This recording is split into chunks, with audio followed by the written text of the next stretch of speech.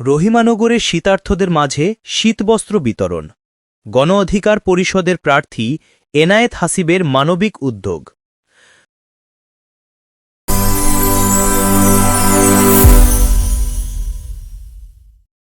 চাঁদপুরের কচুয়া উপজেলার রহিমানগর এলাকায় শীতার্থ মানুষের পাশে দাঁড়ালেন গণ অধিকার পরিষদের মনোনীত সংসদ পদপ্রার্থী এনায়েত হাসিব। ত্রয়োদশ জাতীয় সংসদ নির্বাচনকে সামনে রেখে শুক্রবার সকাল 10টায় রহিমানগর বিএবি উচ্চ বিদ্যালয়ের মাঠে তিনি দরিদ্র ও অসহায় মানুষের হাতে শীতবস্ত্র তুলে দেন। তার এ উদ্যোগ স্থানীয়ভাবে ইতিবাচক সাড়া ফেলে।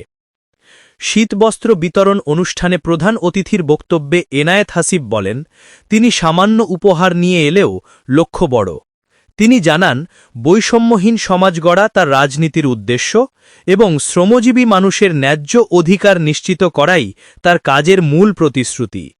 তিনি আরও বলেন, মানুষের পাশে দাঁড়ানোই প্রকৃত রাজনীতি এবং মানবিক মূল্যবোধকে সামনে রেখেই তারা এগোতে চান।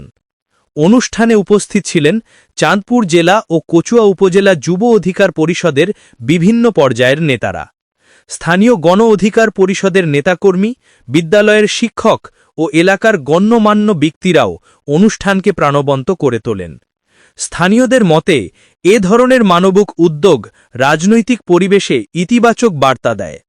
তারা বলেন, এনায়েত হাসিব মানুষের পাশে দাঁড়িয়ে যে বার্তা দিচ্ছেন তা নির্বাচনী মাঠে তার প্রতি আস্থা আরও দৃঢ় করছে।